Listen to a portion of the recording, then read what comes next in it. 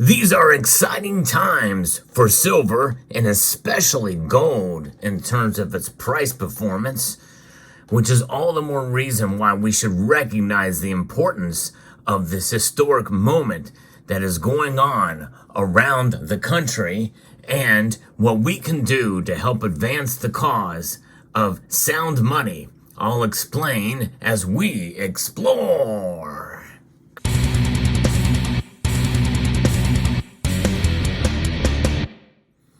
Gold and silver have been making moves that the national media cannot ignore in this country. But in reality, they have never been able to totally ignore the sheer fact that gold and silver indeed have proven themselves throughout history as being devices to preserve our wealth. Indeed. Now, gold and silver are metals that we see fluctuate in price, and we very well could see a pullback even as you watch this video. Who knows? By the time it gets published, the price could have fallen a bit, but it could also have risen as well. And so what I'm about to tell you really is independent of the price of the metal, but when it does go up, both gold and silver, well, it means that more and more people pay attention, including state legislatures and maybe even national legislatures across the country and the world. I'm going to be referencing two stories that have recently made headlines that are occurring with legislative activity in two different states that I think are very important that we should recognize, because there is, without a doubt, a sound money revolution happening quietly across the country. And this channel has been one of the most vocal about recognizing and following stories like this that I think are profoundly important.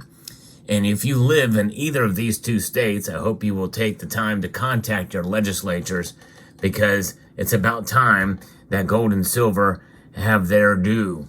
And what does that mean? It means that they are indeed recognized as money. And that's what's happening in Louisiana right now from Baton Rouge. A bill that has been filed in the Louisiana Senate would make gold and silver legal tender in the state.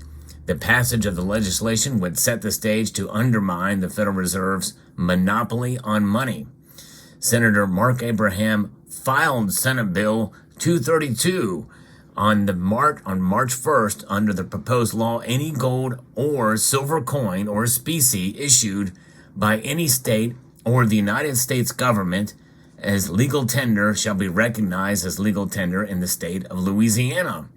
So in other words, it's kind of limiting to states or the United States coins like what you see here will be recognized as money. The bill specifies that no person shall incur any liability for refusal to accept recognized legal tender for the payment of debts except as provided by contract. In practice, including the contract clause, would mean if parties voluntarily agree to be paid or to pay in gold and silver coin. The Louisiana courts could not substitute anything other than Federal Reserve notes as payment. That's right. So it's either gold, silver, or these Federal Reserve notes that could be utilized as payment. So we would essentially make gold and silver a tier 1 asset if you think about it. And I think that's profound. And it's nice to see Louisiana take this step, although I don't think it goes far enough, because I think it should be any gold and silver coins from anywhere. So in other words, you should be able to spend this, a bullion coin from the island of Niue. I think that would be a cool thing, as long as it's silver or a bar or what have you, that could be utilized as well. Now, passage into law would make Louisiana the 5th state to recognize gold and silver as legal tender. So not many states have done it, but enough that it is very much noteworthy. Others have proposals as well that I have documented on this channel. Utah led the way, establishing a constitutional money in 2011. Wyoming, Oklahoma, and Arkansas have since joined as well. Now, if we understand Article 1, Section 10 of the Constitution, no state shall make anything but gold and silver coin a legal tender of payment in debts. And so where does this stand now? Well, SB 232 will be officially introduced and referred to the Senate Committee on Commerce. So it has a ways to go. Consumer Protection and International Affairs, when the Louisiana legislature reconvenes its regular session on the 11th of March. That's coming up very soon. The bill will need to get a committee hearing and passed by a majority vote before moving forward in the legislative process. We'll follow that on this channel because I think it's profoundly important. If you do live in Louisiana, I encourage you to contact your legislators to support SB 232. Now, that's just the beginning. There's another piece of legislation that was introduced last month that is making its move, and that is in Arizona, in Phoenix. The Arizona has passed a bill that would establish a gold and silver specie-backed transactional currency and a bullion depository. There's movement here. I've talked about this bill before. Senator Jake Hoffman introduced Senate Bill SB 1633 on the 5th of February. The proposed law would establish the Arizona Bullion Depository. The facility would serve as a safe storage for precious metals and would facilitate the use of gold and silver as legal tender, along with a specie-backed transactional currency. So a little different language there, but still nonetheless a good move in a positive direction. Today, the Senate, as of just late last month, the Senate passed the bill by a vote of 16-11. The depository provisions are based on a similar law that was passed in Texas and signed into law by Governor Abbott 9 years ago.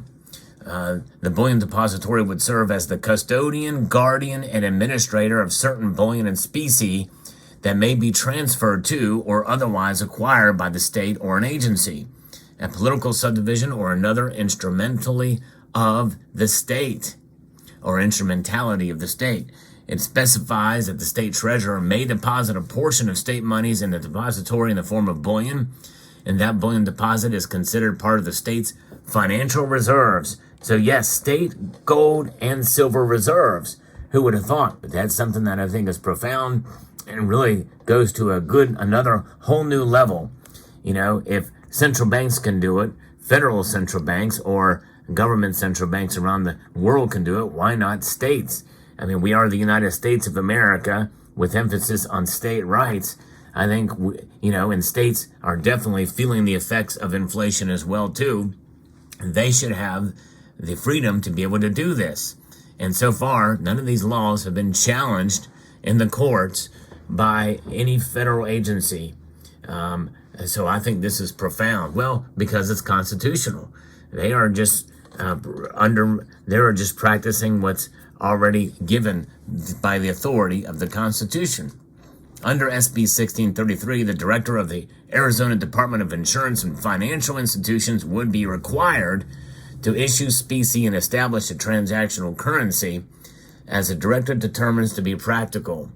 What is specie? Well, it's a precious metal that is limited to gold and silver that is stamped into coins of uniform shape, size, design, content, and purity that are suitable for or customarily used as currency, a medium of exchange, or as a medium of purchase, sale, storage, transfer, or delivery of precious metals to retail and wholesale transactions. And a transactional currency is defined as a representation of actual precious metals. Species are bullion held in a depository account by a depository account holder that may be transferred by electronic instruction, and that reflects the exact unit of precious metals or specie and bullion in the pooled depository account in its fractional troy ounce measurement. So that modernizes it. I think that's great as long as you have the coins to back it up. Because remember, there was a time when these actually circulated as transactions. Now, this particular piece, the $20 gold coin, the double eagle, very rarely did, because this was a lot of money back then. $20 was a lot of money back then. No question about it, but that was the highest denomination coin that there was. But this silver half dollar, this was circulated much more widely and much more recognized, and the largest silver coin before a silver dollar, which was definitely much less transacted, but still transacted. Silver dollars, half dollars, quarters, and dimes indeed were the silver coins of the day. Here's a more modern Franklin half dollar. And these actually circulated. Now, if you want to get gold and silver, well, you have to get it in bullion form like this, which are still monetized, but they pick denominations so that you would not use them for transactions based off of their dollar denominated amount. So, for instance, if I was to take this gold coin into a grocery store, I could only use it as $50. I could not get the gold transaction out of it, and that's all they would be required to allow to, and it would be quite a deal. More likely, probably, if you were to take that into your grocery store, they wouldn't accept it anyway. If it were me working in the grocery store, I'd say, heck yes, I'll take it. And I switch it out for a $50 bill. No question about that. But that's not the world we live in nowadays. So this is pretty exciting.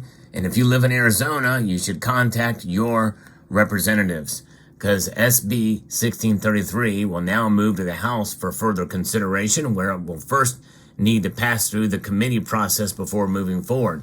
Both these pieces of legislation have a ways to go, which means that if you are a resident of Arizona or Louisiana, you can make a difference, and you should make a difference. Contact your representatives, make sure they pass it.